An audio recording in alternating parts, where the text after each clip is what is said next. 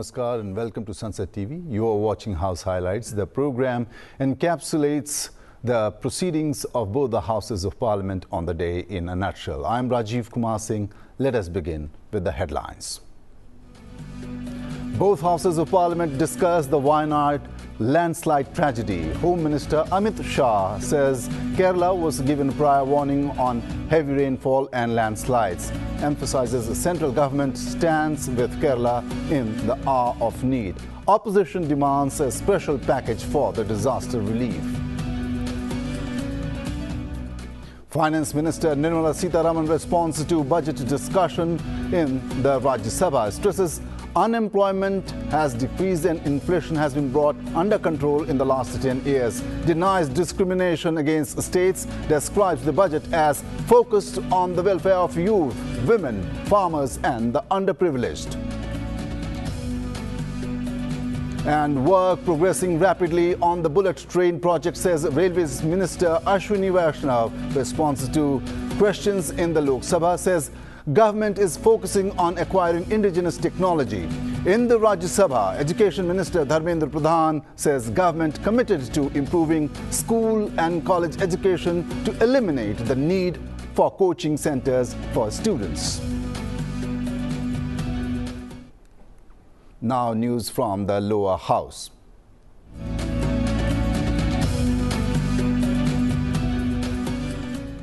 The Wayanad landslides that occurred on Tuesday morning have claimed more than 100 lives. In the Lok Sabha on Wednesday, Congress MP K.C. Venugopal called the attention of the Minister of Home Affairs regarding loss of lives and property due to landslides and floods in various parts of the country. The Speaker first informed the House regarding the request and the matter was taken up under Rule 197.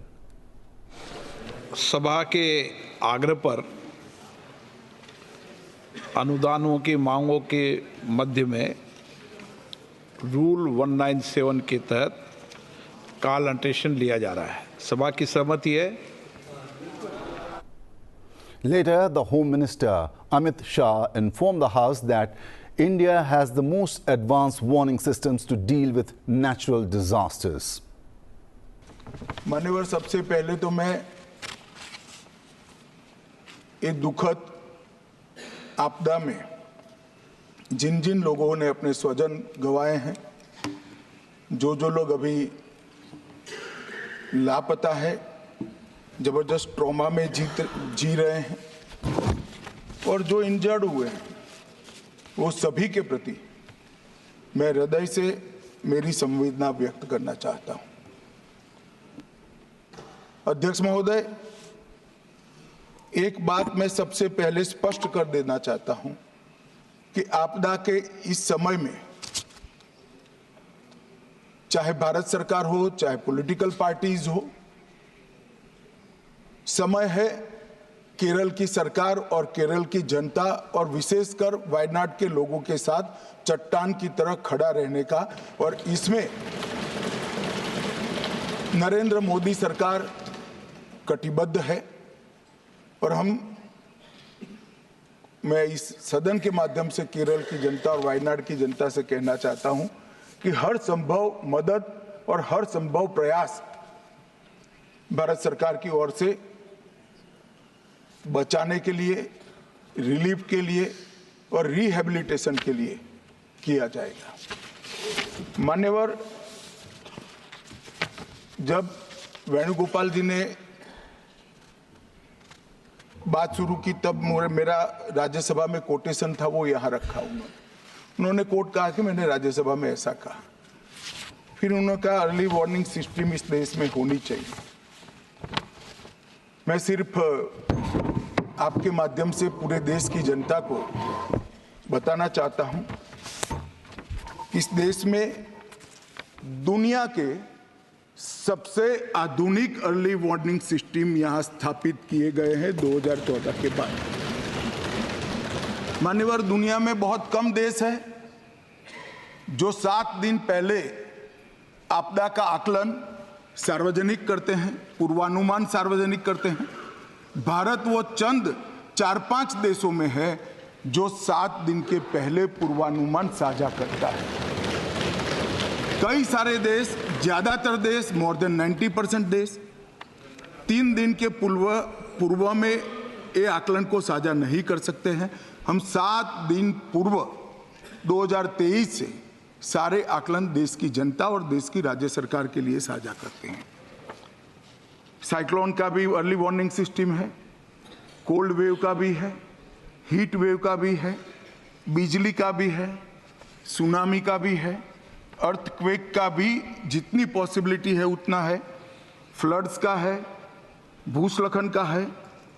कई प्रकार के early warning system 323 crore और 2000 करोड़ कुल मिलाकर 2300 करोड़ के खर्चे से देश की जनता की सुरक्षा के लिए एस्टैब्लिश किए गए हैं।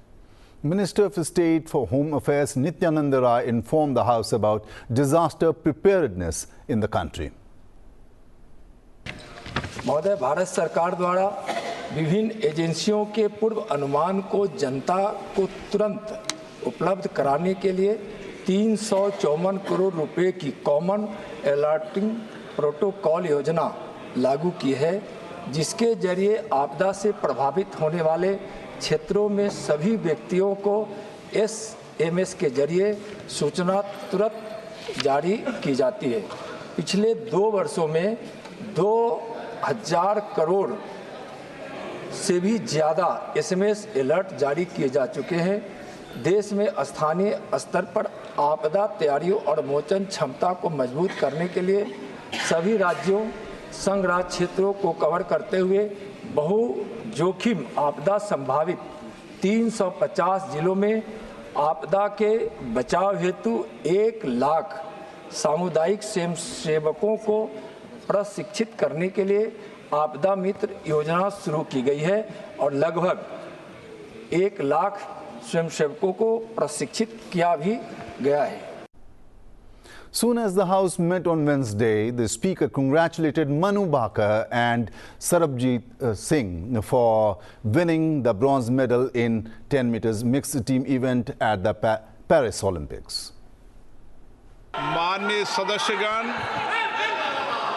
दिनांक 30 जुलाई 2024 को सुश्री मनु भाकर और सरबजोत सिंह ने पेरिस ओलंपिक 2024 में 10 मीटर एयर पिस्टल मिश्रित टीम स्पर्धा में कांस्य पदक जीता है।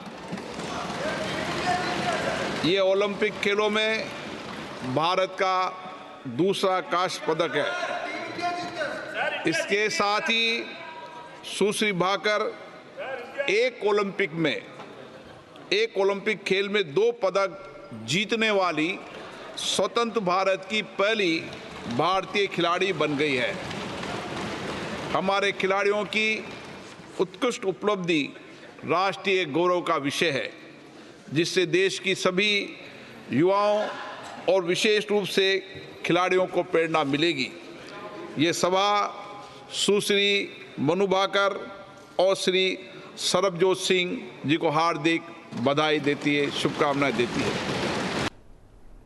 The Lok Sabha had to be adjourned till noon following an uproar by the opposition parties demanding a caste census in the country.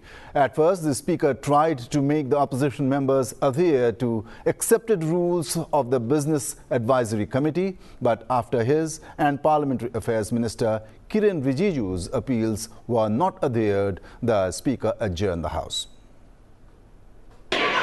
मैंने पहले ही BSc के अंदर तय हो गया है, कोई भी माननीय सदस्य यहाँ पर तख्ती लेकर नहीं आएगा। और मैं आपसे आग्रह करता हूँ, ये गलत तरीका, गलत परंपराएं आप नहीं पा रहे हैं। ऐसे सदन चलने वाला नहीं है। आप नियोजित तरीके से सदन में गतिरोध करना चाहते हैं। आपने सारे विषय उठाए, जिन मुद्दों का आपने उठाया, उन मुद्दों ने उनको उठाया। अगर कोई मानो नहीं, आपके पास कोई मुद्दा नहीं है, आप नियोजित तरीके से सदन को गतिरोध करना चाहते हैं, संसदीय कार्य मंत्री जी, नहीं चलेगा। महोदय, विपक्ष का रवैया आज के इस सदन में जो कर रहे हैं, मैं उसको खंडन करना चाहता हूं। कांग्रेस पार्टी श्री राहुल गांधी और पूरा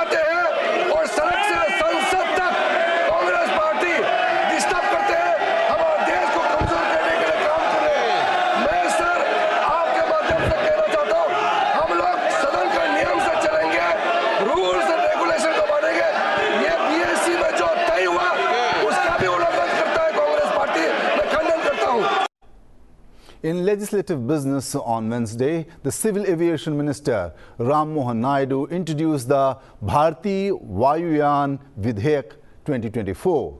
This bill is to provide for regulation and control of the design, manufacture, maintenance, possession, use, operation, sale, export and import of aircrafts. This is what the minister had to say at the introduction of the bill. First of all, I would like to inform the August House why there was a need to bring this bill, which is the Bharatiya Vayuyan Vidheyak. And this obviously originates from the Aircraft Act, which has been established during the British time in 1934. And lot of amendments have been made in the Act over numerous occasions, sir. At least to the tune of 21 amendments have been made. And while the amendments have been made, they have been put up, plugged into the original Act in bits and pieces. So because of which there was a lot of confusion in the Act, there was a lot of grey area, there was a lot of redundancy which has originated. And also, whatever civil aviation guidelines, rules, protocols that we follow in this country, it is, I'll just explain to the August House that why I'm bringing the bill first, and then I'll come to your point also, sir. So this is because of the ICAO, whatever guidelines and procedures it suggests, we follow them so that it is, we are recognized globally to be an important signatory of the ICAO, sir. The lower house took a further discussion on demands for grants under the control of the Ministry of Railways for 2024-25. पूर्वोत्तर में आज जो railway network का भरपूर एक extension हुआ है, connectivity में बहुत बड़ा बदलाव हुआ है। इसका अगर किसी को क्रेडिट देना है माननीय नरेंद्र मोदी जी को और माननीय रेल मंत्री अश्विनी वैष्णव जी को मैं देना चाहता हूँ। आज पूरे पूर्वोत्तर आंध्र प्रदेश रेल से कनेक्ट हो गया है। 100 साल बाद नागालैंड को दूसरा रेलवे स्टेशन मिला है महोदया। ये 55 साल कांग्रेस वाले देश का शासन किया है। केवल 4 प्रदेश, 8 में से 4 प्रदेश में रेल कनेक्टिविटी को उन्होंने कर पाया था। 4 प्रदेश पिछले 10 सालों में रेल कनेक्टिविटी के साथ जुड़ा गया महोदया। ये नरेंद्र मोदी जी का जो एक्टिव पॉलिसी है, पूर्वोत्तर को जो मोदी जी ने अष्टलक्ष्मी का करार देते हुए नॉर्थ ईस्ट के लिए जो डेडिकेटेडली नॉर्थ ईस्ट का विकास के लिए मोदी जी का जो नीति है और नियत जो है मोदी जी का, इसके लिए नॉर्थ ईस्ट आज देश का भागों से बहुत अच्छी तरह से आज जुड़ पाया है। किसी भी देश के विकास में उसकी रेल व्यवस्था रीढ़ की हड्डी की भूमिका अदा करती है और हिंदुस्तान का रेल तो यहाँ का लाइफलाइन है। केंद्रीय बजट 24-25 में रेलवे के लिए इस बार अभूतपूर्व आवंटन किया गया है। रेलवे के सर्वांगीण विकास के लिए रिकॉर्ड पूंजीगत व्यय 2,62,200 करोड़ रुपये का प्रावधान किया गया है, जबकि 13-14 में बजट में मात्र 63,000 करोड़ रुपये था। यह आवंटन रेलवे के चहुमुखी विकास एवं यात्री अनुभव को बेहतर बनाने की दिशा में महत्वपूर्ण कदम होगा। बिहार में पिछले 10 वर्षों में रेल के नए ट्रैक में 2009-2014 के मुकाबले 3 गुना विस्तार हुआ है। बिहार राज्य में पिछले 10 वर्षों में 2009-2014 के तुलना में 10 गुना विद्युतीकरण हुआ है। पूरे बिहार में 2014 से अब तक 490 फ्लाईओवर अंडर ब्रिज का निर्माण हुआ है। उसके लिए भी माननीय प्रधानमंत्री को मैं आभार व्यक्त करता हूं। 2014 में जब माननीय प्रधानमंत्री नरेंद्र मोदी जी बने, तब लोगों का विश्वास जागा कि शायद अब उत्तराखंड में रेल आ पाएगी। और सभापति जी, हम सब लोगों ने जाके माननीय प्रधानमंत्री जी से मांग की कि उत्तराखंड में कर्णप्रयाग तक रेल जानी चाहिए। उन्होंने हमारी बात को एकदम स्वीकार किया और 100 साल का इंतजार, महोदय 100 साल का इंतजार केवल 2 साल में पूरा हो गया। 2016 में प्रधानमंत्री जी ने 16,200 करोड़ रुपए जारी किए और ऋषिकेश से कर्णप्रयाग का जो मार्ग है उसका मार्ग प्रशस्त किया।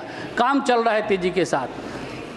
सभापति जी, इस सदन में बहुत सारे लोग हैं जो बद्रीनाथ केदारनाथ की यात्रा करते होंगे वो जानते हैं कितना दुर्गम क्षेत्र है, वह जानते हैं किस प्रकार का पहाड़ी इलाका है, और उसके बावजूद वहाँ पर रेल ले जाना इतना नामुमकिन जैसा काम पूर्ण हो रहा है।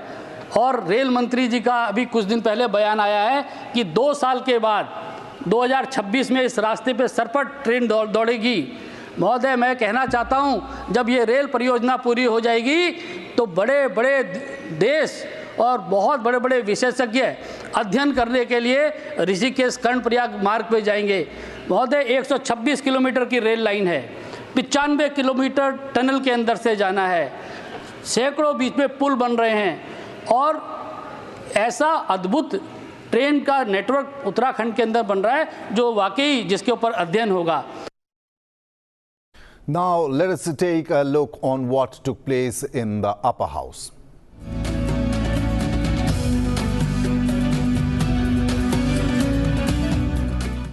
In the Rajya Sabha on Wednesday, during the calling attention discussion, the situation arising from the devastating landslide in Wayanad district of Kerala was addressed.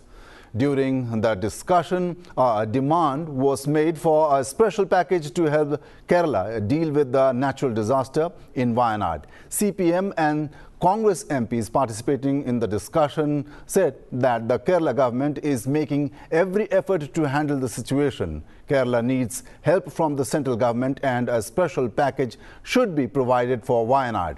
The relief and rescue operations need to be expedited. On the other hand, MPs from the ruling party mentioned that all possible assistance is being provided by the central government. Union Home Minister Amit Shah said that the Kerala government had been given a prior warning about heavy rains and landslides on July 23rd, a week before Wayanad disaster.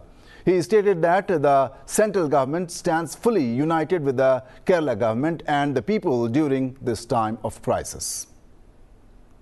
वर्षा के लिए early warning system है, heat wave के लिए है, तूफान के लिए है, चक्रवात के लिए है, यहां तक बिजली के लिए भी अर्ली वार्निंग सिस्टम है, जो 10 मिनट पहले बिजली अक्षांश रेखांक के साथ कहां गिरेगी वो सीधा कलेक्टर को इन्फॉर्म करती, मगर इसका कोई जिक्र नहीं कर रहा है। मैं तो मानता हूं जानकारी का अभाव होगा, जानकारी का अभाव है तो भी ठीक नहीं है, और राजनीति है मान्यवर तो बहुत दुखद है। 23 तारीख को ही मेरे ही अनुमोदन से 9 एनडीआरएफ की टीमें केरल के लिए रवाना हो गई थी कि वहां लैंडस्लाइड आ सकता है। भारत सरकार ने 9 एनडीआरएफ की टीमें विमान से वहां भेजी। मैं पूछ सकता हूं मान्यवर, इतना मुझे पूछते हैं सारे लोग, केरल सरकार ने क्या किया? अनधिकृत लोग रह रहे थे, नहीं रह रहे थे, मगर वल्नरेबल सिचुएशन तो थी, इनको शिफ्ट किया गया क्या? क्यों नहीं किया गया? तो फिर भी 10% खर्च तो डिजास्टर के नाम से कुछ भी आप करें कोई नहीं पूछता। 90% खर्च आप गाइडलाइन के हिसाब से डिजास्टर के लिए भारत सरकार की कोई परमिशन लेने की जरूरत नहीं। और मैं फिर से कहना चाहता हूं मान्यवर, अर्ली वार्निंग सिस्टम दी गई थी, इसीलिए 23 तारीख को हमने एनडीआरएफ की 9 बटालियन वहां पर 9 बटालियन वहां पर हमने भेज दी थी और 3 कल रवाना करी है। एनडीआरएफ की बटालियन उतरने से भी अलर्ट अगर हो जाते तो काफी कुछ बच जाता, मगर मैं किसी पे दोषारोपण नहीं करना चाहता हूं। ये समय है केरल की सरकार के साथ खड़ा रहने का, केरल की जनता के साथ खड़ा रहने का, और जो लोगों की हानि हुई है उनके साथ खड़ा रहने का। मैं सदन को विश्वास दिलाना चाहता हूं, irrespective of party politics, Narendra Modi सरकार केरल की जनता और केरल की सरकार दोनों के साथ चट्टान की तरह खड़ी रहेगी, किसी को संशय रखने की जरूरत नहीं। After the discussion, Union Minister of State for Home Affairs Nityanand Rai provided the latest information related to the incident and the necessary steps being taken by the central government. कल सुबह की शुरुआती घंटों में भूस्खलन की एक दुर्भाग्यपूर्ण घटना घटी, घटना की जानकारी जैसे ही माननीय प्रधानमंत्री जी को और माननीय गृह मंत्री जी को प्राप्त हुई, उसी समय से सुबह के समय से सब लोग तत्परता के साथ माननीय प्रधानमंत्री जी और माननीय गृह मंत्री जी राज्य सरकारों से संपर्क कर केंद्र जितनी सहायता कर सकता था उस सारे सहायताओं में जुट गई। माननीय गृह मंत्री जी ने कल ही केरल के माननीय मुख्यमंत्री जी से भी बात की, प्रधानमंत्री जी भी, आदरणीय प्रधानमंत्री जी भी किए। उन्हें आश्वासन दिया गया कि भारत सरकार से हर प्रकार की सहायता प्रदान की जाएगी और की जा रही भी है। घटना के तुरंत एनडीआरएफ, वायुसेना, भारतीय सेना, नौसेना और तट रक्षक बल की टीमें खोज और बचाव अभियान में वहां जुट गई और लगातार तत्परता से वहां काम कर रही है। 3 बेली पुलों के निर्माण के लिए सेना के मद्रास इंजीनियरिंग ग्रुप के कॉलम तैनात किए गए हैं। एनडीआरएफ की 4 टीम, सेना के 4 कॉलम, नौसेना के 1 टीम, तट रक्षक बल की 3 यूनिट, राज्य सरकार के अग्निशमन सेवाओं, नागरिक सुरक्षा, पुलिस और स्थानीय इमरजेंसी रिस्पांस टीम के लगभग 1200 बचाव कर्मी बचाव और राहत अभियान में 24 घंटे कार्य कर रहे हैं।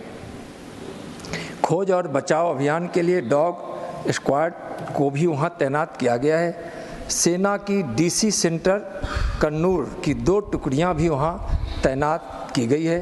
त्रिवेंद्रम की 91 इन्फेंट्री ब्रिगेड की 2 टुकड़ियां को रवाना कर दिया गया है। भारतीय सेना के 2 हेलीकॉप्टर और नौसेना के 1 हेलीकॉप्टर बचाव कार्य में विशेष रूप से लगे हैं। सेना की मेडिकल टीमें घायलों को चिकित्सा प्रदान कर रही हैं।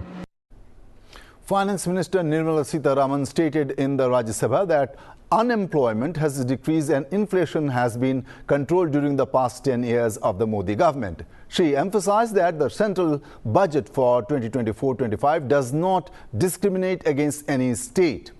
Responding to about 20 hours of discussion on the central budget in the House, the Finance Minister said that the government's budget focuses on the welfare of youth, women, farmers and the disadvantaged. Comparing the UPA and the Modi government tenures, she noted that the average inflation rate has been below 6%. The budget includes provisions to reduce import duties on pulses and edible oils to 5% to provide further relief to the public. The Finance Minister also highlighted that the government's sustained efforts have reduced unemployment rate. The annual survey of industries, which is issued by the Ministry of Statistics and Program Implementation, showed a sharper percentage decline than ever seen during the worst of COVID pandemic. So even during COVID pandemic, that is not the kind of decline we saw as was seen during UPA's time. So, sir, on the employment, our facts which are given by the PLFS, Periodic Labour Force Survey, shows that the labour market indicators for persons of age 15 years and above have steadily improved from 17-18 to 22-23. Labour force participation has also increased from 49.8% in 17-18 to 57.9% in 22-23. Women's labour force participation has risen to 37% in 22-23 from 23.3% in 17-18. The unemployment rate has declined from 6% in 2017-18 to a low of 3.2% in 22-23. Promise to implement a comprehensive crop insurance scheme. However, it was not till the NDA, which came to power under Prime Minister Modi, Fasal Bima Yojana was implemented. They could have done it during their time, but no, it waited for a manifesto. But that was 2004 manifesto, and they had 10 years after that. They did not do anything on that.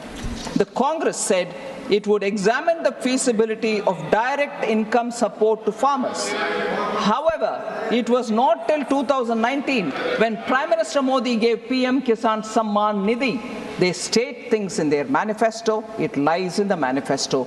No, they don't implement when they come to power. So total allocation under health increased from 88,000 in 23-24 to 89,000 crores in 24, 89,287 crores in 24-25. PM Swasth Suraksha Yojana. Under that, 15 new All India Institutes of Medical Sciences have been approved, of which 9 projects have been completed starting from 2014. In 10 years, 9 new All India Institute of Medical Sciences have been completed, whilst total of 15 have been given sanction. Similarly, sir, 17 government medical college institutes have been approved, of which 10 projects have been completed. So attention given to health in different forms is what I want to lay before you for the consideration of the House. That is all we have in House Highlights for the day. Thank you so much for watching. Until next time, keep watching Sunset TV. Goodbye.